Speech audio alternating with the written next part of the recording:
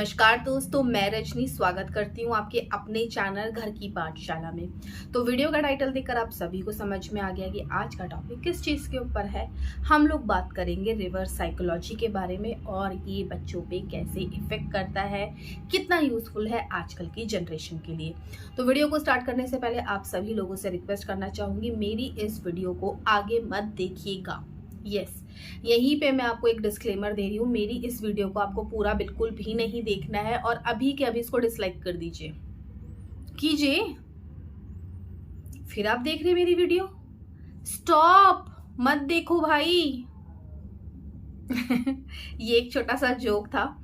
तो आपने एक चीज नोटिस की, जैसे ही मैंने आपको बोलना स्टार्ट किया कि नहीं करना है, आपको स्टॉप कर दीजिए, तो आपको ना क्यूरियोसिटी हो गई, क्यों मना कर रही है आज घर की पाठशाला रजनी, वीडियो तो देखना है ना, तभी हम लोगों ने इस चैनल के ऊपर क्लिक किया, इस वीडियो के ऊपर क्लिक किया है।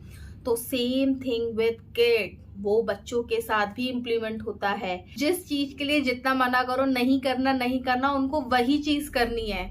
तो हमें हमेशा अपोजिट बोलना है एज पर दी सिचुएशन, जैसे मैंने अभी आपको कहा।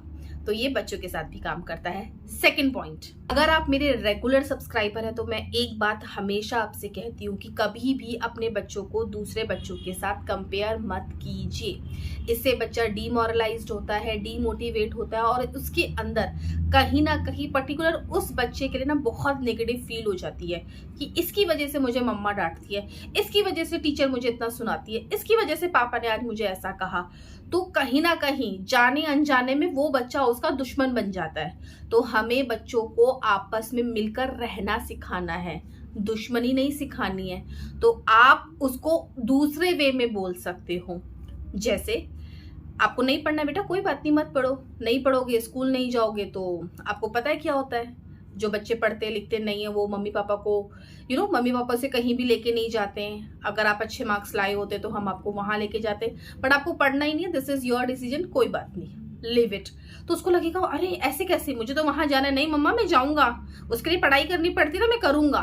तो ये चीजें बच्चों के अंदर, बिल्कुल स्मॉल बेबीज नहीं, जो एटलीस्ट सेकेंड थर्ड फोर्थ इस क्लास के जो बच्चे होते हैं वो इन चीजों को समझते हैं। छोटे बच्चों को तो आपको थोड़ा सा बटरिंग कर करके समझाना पड़ता है, बताना पड़ता है, करवाना पड़ता है। तो there is no comparison between 2-3 kids. किसी के साथ भी कंपेयर मत कीजिए। आपके बच्चे की अपनी स्पेशलिटी है, उसको इनहांस कीजिए, जो कमियां हैं उसको इम्प्रूव कीजिए।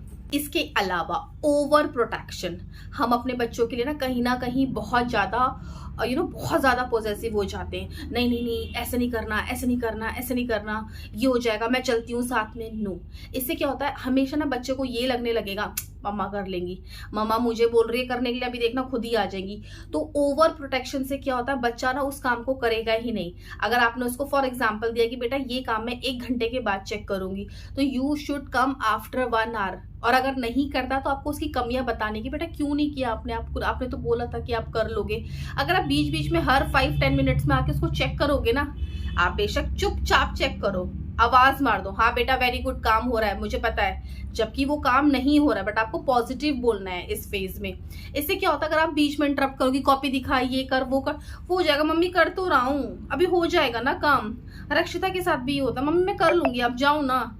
तो मैं क्या करती हूँ, चुपचाप पर्दे से देखती हूँ उसको, काम कर रही है ठीक है, और मैं चुपचाप निकल जाती हूँ। अगर मुझे लगता है कि रक्षिता नहीं कर रही है तो मैं ना बहुत पॉजिटिव बोलती हूँ, वाओ मेरे बच्चे का तो काम होने वाला है ना, बस मम्मा आ रही है 5 मिनट्स में।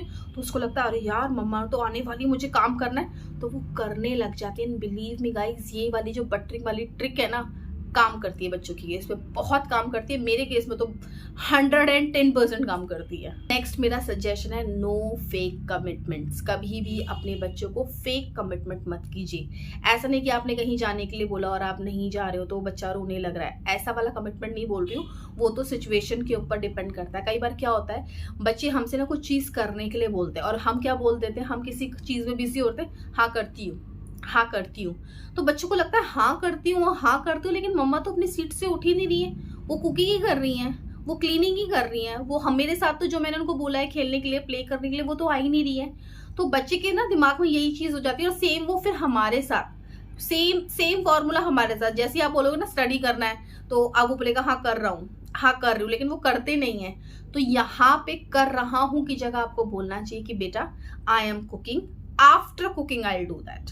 तो बच्चों को एक टास्क क्लियर होना चाहिए कि जब तक मम्मी की कुकिंग नहीं होगी मम्मा नहीं आएगी, जब तक मम्मा की क्लीनिंग नहीं होगी मम्मा नहीं आएगी।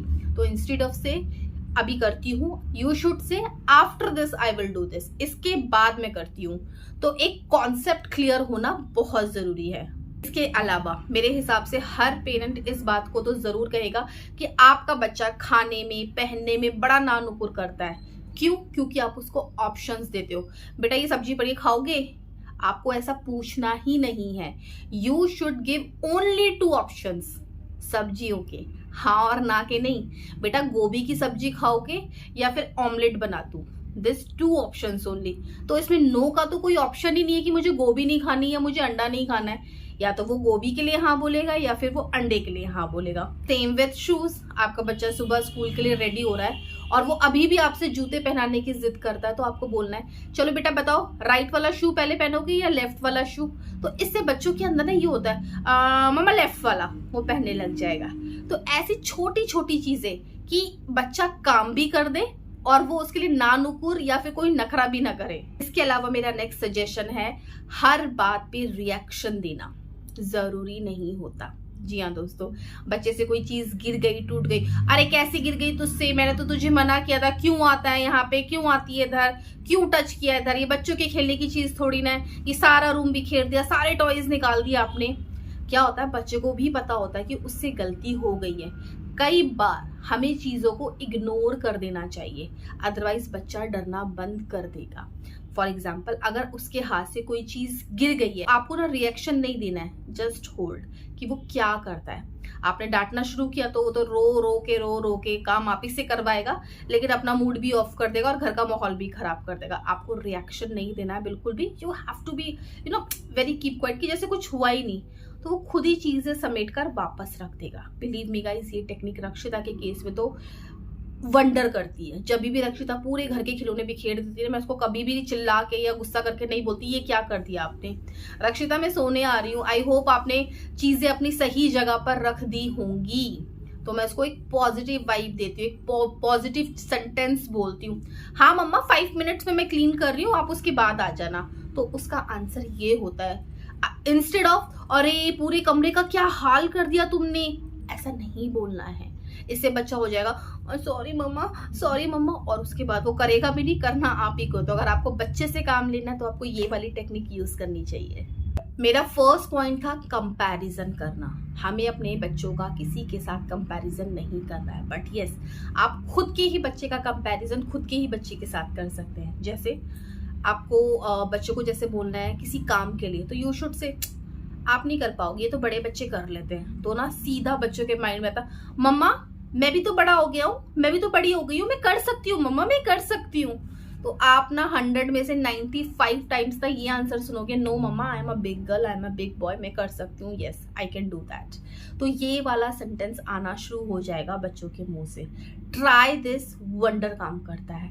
एक मेरा लास्ट सजेशन है जो हम पेरेंट्स में से, मेरे हिसाब से मोर देन 70% जो पेरेंट है ऐसा ही सोचते होंगे। वो क्या है? वो ये है कि अपने बच्चे को अपने आप से ही कंपेयर करना। कैसी हरकतें हैं यार, इसकी एज में तो मैं जब थी ना तो ये मेरे पे नहीं गई है, ये मेरे जैसी नहीं है। ऐसा बच्चों को कभी भी नहीं बोलना है। आप ही का बच्चा है, आपके जैसे ही होगा, बट आपको एक राइट टाइम और एक राइट एज का वेट करना है। जो एक्टिविटी आपकी 6 साल में थी जरूरी नहीं उसकी भी 6 साल में हो। ब्लड आप ही का है, खून आपका ही है, धीरे धीरे डेवलप होगा। अच्छी चीजों के लिए बोल रही हूँ। जैसे कई पेरेंट होते हैं, यार इसको तो रीडिंग का बिल्कुल भी शौक नहीं है, इसका मैं तो उसके जब टाइम में थी ना, मैं तो एक दिन में 4 बुक खत्म कर लेती थी। पता मुझे इतना शौक था, पूरे दिन में पढ़ती रहती थी।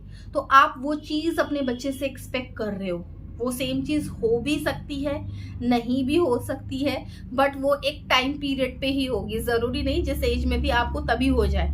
कुछ चीजें तो पेरेंट कुछ चीजें तो बच्चे अपने पेरेंट्स से ग्रास्प करते ही हैं, बट आप उसको एक टाइम दे दें कि इस टाइम पे हो जाए, तो दैट इज नॉट कंपल्सरी। वो अपने ही टाइम पे धीरे धीरे धीरे बिल्डअप होगा। कई बार क्या होता है, बच्चा ना धीरे धीरे देख कर, अरे मम्मा तो पढ़ती है, मुझे नहीं पढ़ना, मुझे कोई इंटरेस्ट नहीं, लेकिन घर का जैसे माहौल होगा ना, वो धीरे धीरे धीरे धीरे उसको कैच करने लग जाएगा।